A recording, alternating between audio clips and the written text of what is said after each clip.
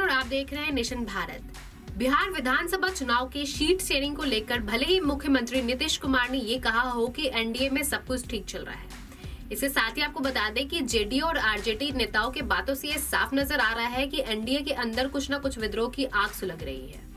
इसके साथ ही आपको बता दें कि बीजेपी के प्रदेश उपाध्यक्ष मिथिलेश तिवारी ने बिहार विधानसभा चुनाव के शीट शेयरिंग को लेकर ये कहा है कि इस बार की जो शीट शेयरिंग है वो आसान नहीं होगी।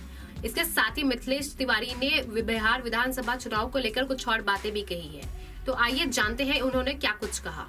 दरअसल मिथिलेश तिवारी ने ये बात साफ साफ कही है कि अगर आगामी बिहार विधानसभा चुनाव में जेडीयू ने 2010 का फॉर्मूला अपनाया तो बीजेपी की राह एक बार फिर से 2015 की तरह जेडीयू से जुदा हो जाएगी। उन्होंने ये भी कहा है कि सियासत में कोई स्थायी दोस्त या दुश्मन नहीं होता है। बता दें कि हाल ही में सीट बंटवारे को लेकर जेडीयू के राष्ट्रीय उपाध्यक्ष प्रशांत किशोर ने कहा था कि बीजेपी को सीटों के बंटवारे को लेकर जेडीयू के प्रस्ताव पर जरूर विचार करना चाहिए। इसके साथ ही उन्होंने कहा था कि उन्हें लगता है कि जेडीयू को आगामी चुनाव में 50% से ज्यादा सीटें मिलनी चाहिए।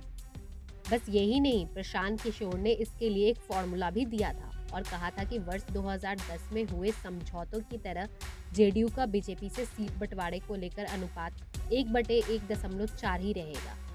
इसके बाद बिहार में बीजेपी नेताओं ने काफी तीखी प्रतिक्रिया व्यक्त की थी और पीके के बातों को तवज्जो नहीं देने की बात कही थी। हालांकि मुख्यमंत्री नीतीश कुमार ने बीजेपी जेडीयू के बीच गठबंधन के बारे में कहा था कि सब ठीक है।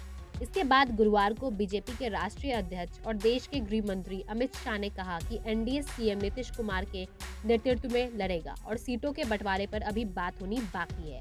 बहरहाल शीर्ष नेताओं के बयानों के बावजूद बिहार में बीजेपी के नेताओं के तेवर काफी तल्ख दिख रहे हैं। खास तौर पर सीटों के बंटवारे में 60:40 के अनुपात की बात पर काफी तीखी प्रतिक्रिया सामने आई है।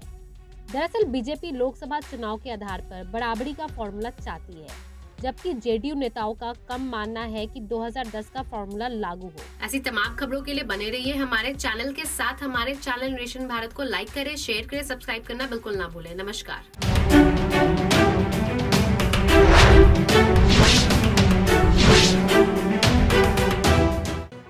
लेटेस्ट खबरों से जुड़े रहने के लिए हमारे चैनल नेशन भारत को सब्सक्राइब करें और बेल आइकन को दबाएं ताकि कोई खबर छूट न पाए।